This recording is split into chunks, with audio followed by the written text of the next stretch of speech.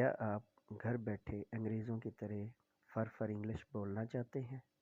तो अभी यूट्यूब पर लिखें मेंटोर इंग्लिश या माइक दबाकर बोलें मेंटोर इंग्लिश।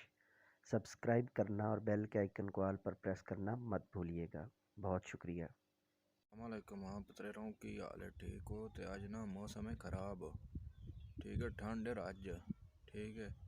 तो साढ़े कोल दरिया इस वजह तो ना इतने ठंड अज मैं सोचता पिया करिए कि ठंड भी है। हूँ अग बाल लेने तो सेक लेना, जिस भाई सेकने आ जाओ रल के सेक दें बाल के। तो नाले बदल भी है ना उत्तो वेखो ना दिसदा पिया जे। ते नाले बदल भी नो तो नाले हवा भी ठंडी गुली इत्थे।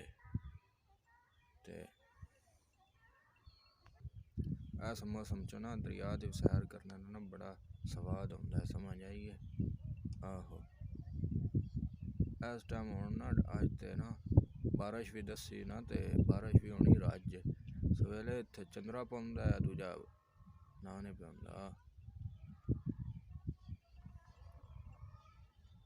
बर्फबारी होंदी है। ते शामी ना होना बदल शदल बन जाते ना, अंज जिवें हुण बने ते धुप निकलने की शक्ल ही कोनी। ते बंदियां दा चलो खैर है, ते मज्झां दा जेड़ा नहीं उन्हां दा भी हाल कोई नहीं। हुण आ जाओ जिन्हां सैर सूर करनी है ना, ते आ जावे इत्थे ना साडे कोल, ते रल के हुण सैर करदे आ। इस मौसम दे नाल नाल ना चलदे रहना चाहिए। चलो हुण अगली वीडियो च ना हाज़र होवांगे।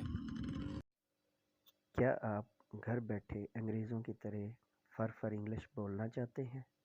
तो अभी यूट्यूब पर लिखें मेंटोर इंग्लिश या माइक दबाकर बोलें मेंटोर इंग्लिश। सब्सक्राइब करना और बेल के आइकन को ऑल पर प्रेस करना मत भूलिएगा। बहुत शुक्रिया।